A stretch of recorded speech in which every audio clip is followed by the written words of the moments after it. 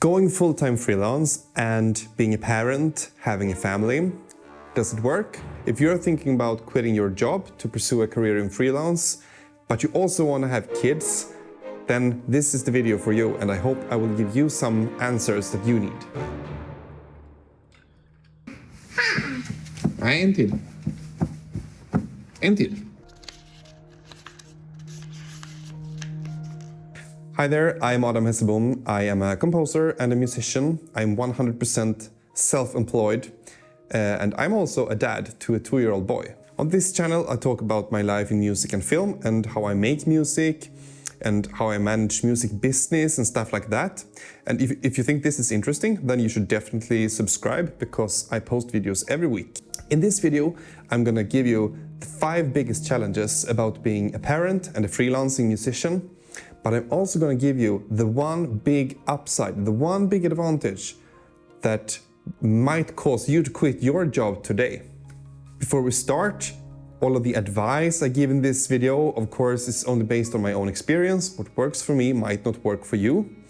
Also, all of the advice is based on the assumption that you want a relationship based on equality.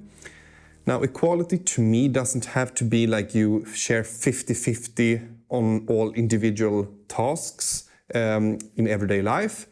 For example, I have a 5-minute commute to my work and my wife has a 1-hour commute. So it makes sense that I most days pick up our son from daycare and cook dinner. I, on the other hand, have very little insight into the state of my son's wardrobe. The important thing is that it balances out in the end. And I mean, whatever works for you, I mean, that's all good, I think. But don't just dive into your thing, your art, your business, your music, and leave all the family stuff to your partner. Also, in this video, I'm gonna address like a lot of difficulties about parenting and freelancing, but I also want to make perfectly clear that I really love being a dad and I wouldn't trade it for anything.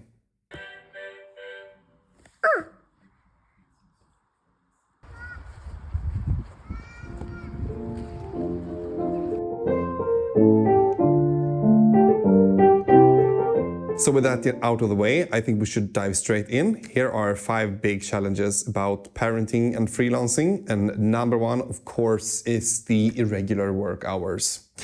Now, I work both as a performing musician and as a composer. And when I play gigs, that's usually in the weekends. So I work maybe 2 to 3 weekends every month. And then I will be absent from our home for a couple of hours, daytime. Now, there are a lot of musicians that work, late night shows or have like long travels or even go on the road for like weeks at a time. And that's a whole other deal. But the principle is the same, that you should make up for it. So if you work during the weekend, take Monday off and then you can do something fun together as a family, or just catch up on laundry and play with Lego in between the machines are going. I also strongly suggest that you build like a strong support network around your family, like, grandparents, friends, or even hired help. Both me and my wife work as musicians and, there is no daycare in the weekend. So we are very reliant on our parents and hired help to make things work.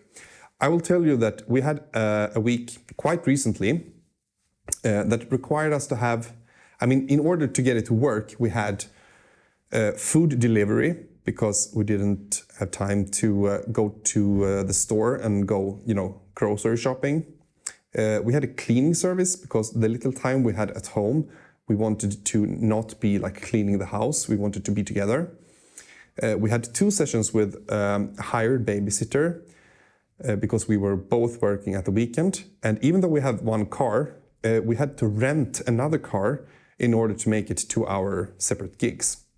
Now, all of this cost like a little bit of money, of course, but we thought it was like a solid investment into like time together as a family. But strong support network, that's very important when you're going to work in the weekends. But you can also turn this into a big advantage because If your kid needs to go to the dentist, I mean, just go. Needs a doctor's appointment, yeah, pick up the kid from daycare and go there. You don't need to ask your boss for permission or anything, you can just go. So that's a big advantage to the work hours. Number 2 is in sickness and health. Kids in daycare, they get sick a lot, and you will also get sick a lot. In fact, I can promise you that you will get more sick than you have ever been in your life. And some of these like daycare germs, I mean, they look like biblical plagues. Have you heard of hand, foot, and mouth disease? That's like when you develop a rash or like blisters on the skin, and then the skin falls off. That's terrible. And this will affect adults too. And when your kid is sick, you cannot pass him or her off with grandparents or babysitters. I mean, you have to stay home from work to take care of your kid. And this can cause some issues. Now, the way we have solved this is that, if I miss a gig for any reason, I will get 0 pay and my business will lose money. So it's important that I go to the gigs that I have scheduled. But if I have a day when I'm just, working in the studio, even though it's under, time pressure for a client or anything, but I can then postpone my work into the evening instead. So then I will stay at home with our kid, and I will go to the studio, in the night, and I will work my hours, into the night instead. It's not ideal, but it works. If I can take the day off, I will. And if I can't, then my wife must take the day off. That's kind of our system. Number 3 is time off. So I think it's important to take time off. And in fact, that's the norm in Sweden. And it's even, by law, you have 5 weeks of paid vacation every year. I think that's great. Now, that's, of course, only if you have a normal job.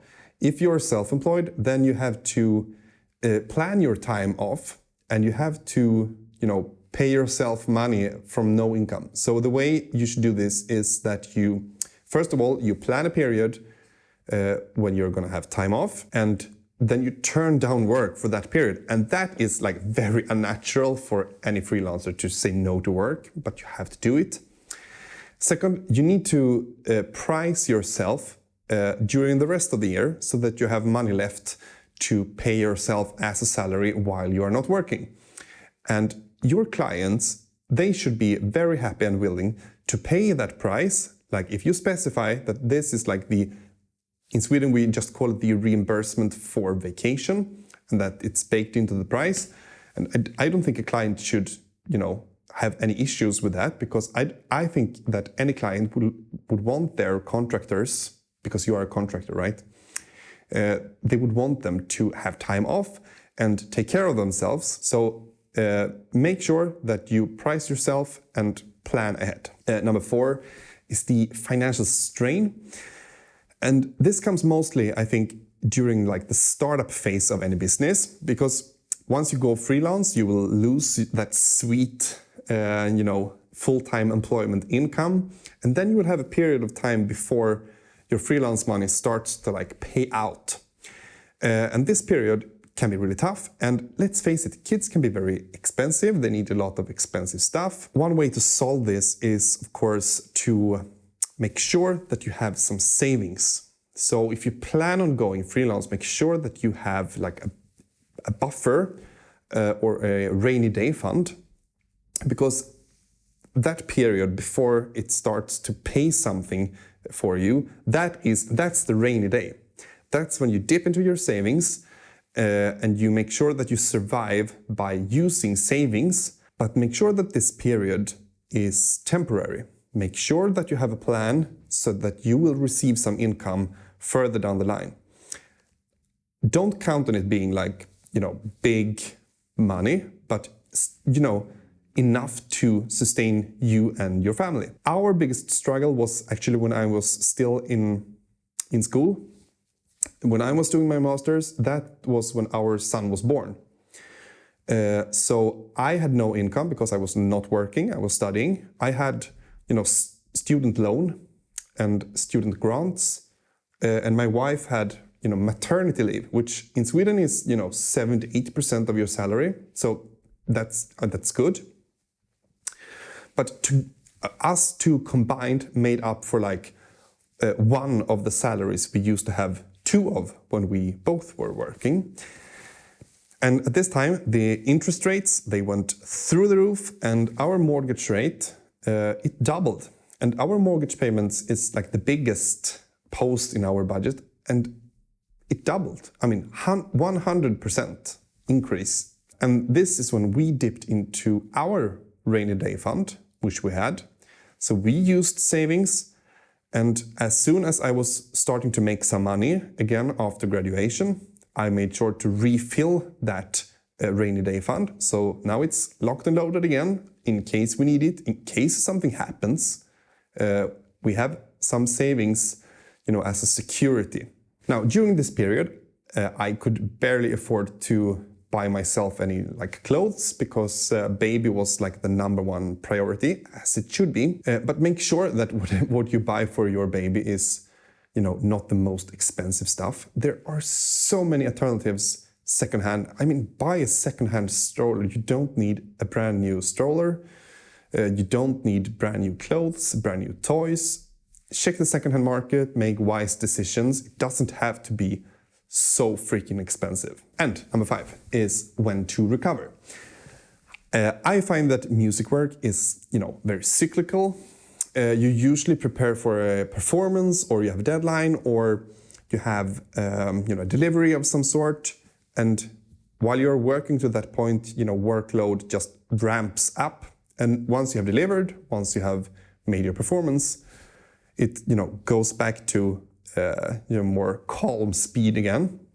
And this is the time when you get some recovery again. Now, when you have a kid, you will not be sure that this period is a recovery time, because maybe your kid is in a special phase at that point and needs extra attention. There might be more work than you are used to. The way I usually do this is that I don't plan on going 100% of my capacity. I might plan to go to 80%, but I leave a little bit of headroom in case something happens on the home front. I once had this deadline while I was still studying.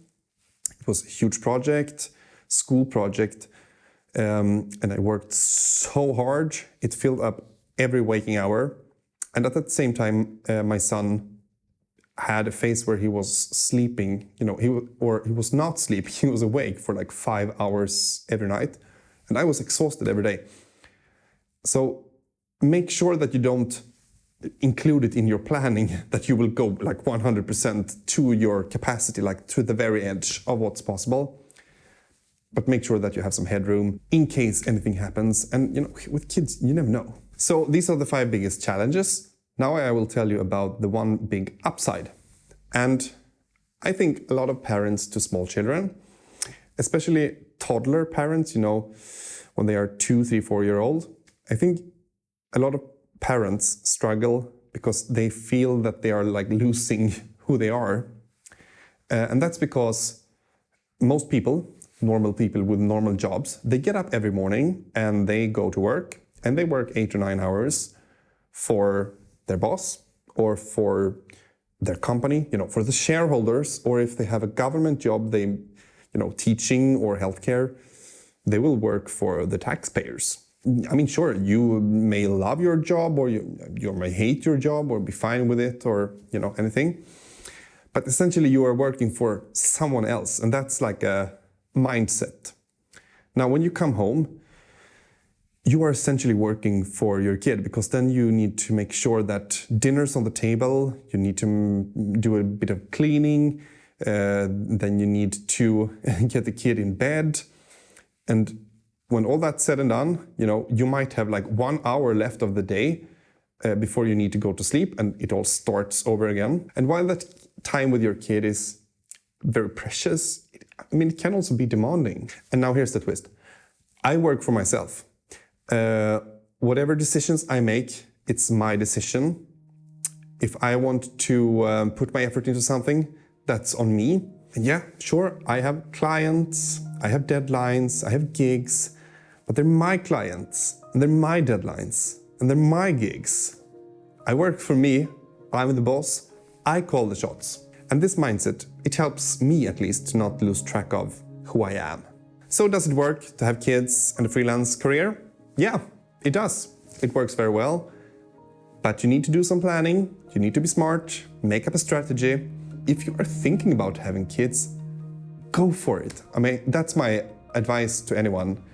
Go for it. You will never regret it, and it's the best ride of your life. Now, if you found this useful, then I hope you click like. Make sure to subscribe to my channel. I post every week on topics like this, and I will see you on the next one. Cheers.